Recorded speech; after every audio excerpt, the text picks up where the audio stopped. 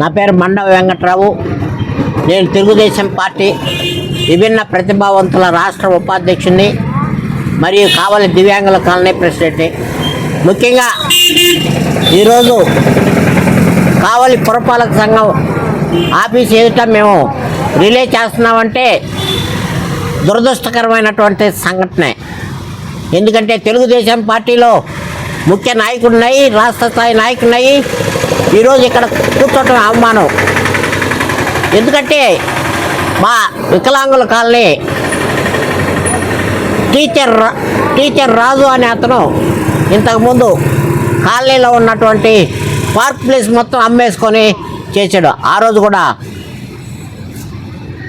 కూడా మొత్తం అమ్మకం ఆ రోజు కూడా మేము అది పార్కులో అక్రమ కట్టడాలన్నింటినీ పడదోసి అతను పోలీసు వాళ్ళు కొట్టి మొత్తం క్లియర్ చేయటం జరిగింది. మళ్ళీ ఈరోజు పార్కులో సగం ప్లస్ ఆక్రమించాడు, ఒక బిల్డింగ్ కట్టాడు, కారు పార్క్ చేసుకున్నాడు. మళ్ళీ కోడులు పెంచుకోవటానికి గూళ్ళు చేసుకున్నాడు. ఈ విధంగా సగం పార్కు ఆక్రమించేసాడు. అతను ఒక టీచర్ అయి ఉండి 10 మంది పిల్లలకు పాఠాలు చెప్తూ ఇలాంటి అక్రమ కట్టడాలని ప్రోత్సహిస్తూ ఉన్నాడు. ఇలాంటి అక్రమ కట్టడాలను కట్టుతూ ఉన్నాడు. అతనిపై చర్య తీసుకోవాలని, దివ్యాంగుల చట్టాన్ని ఉపయోగించుకోవాలని నేను కోరుకుంటూ ఉన్నాను.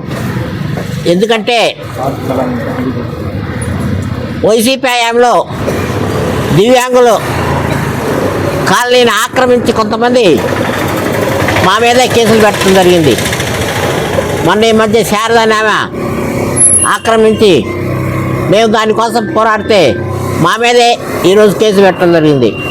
మళ్ళీ ఇప్పుడు ఆ రాజు అనే అతను, టీచర్ రాజు అతను స్థలం ఎంత ఉంటుందో అంత స్థలమే కొలతేసి మున్సిపాలిటీ వాళ్ళు ఇచ్చేసి మిగిలిన స్థలం, పార్కు స్థలం అంతా విడిపించి పార్కుకి సరైన హద్దులు చేసి పార్కులో ఏదైనా ఒక కట్టడాన్ని నిర్మించి ఇవ్వాలని మేము కోరుకుంటూ ఉన్నాం.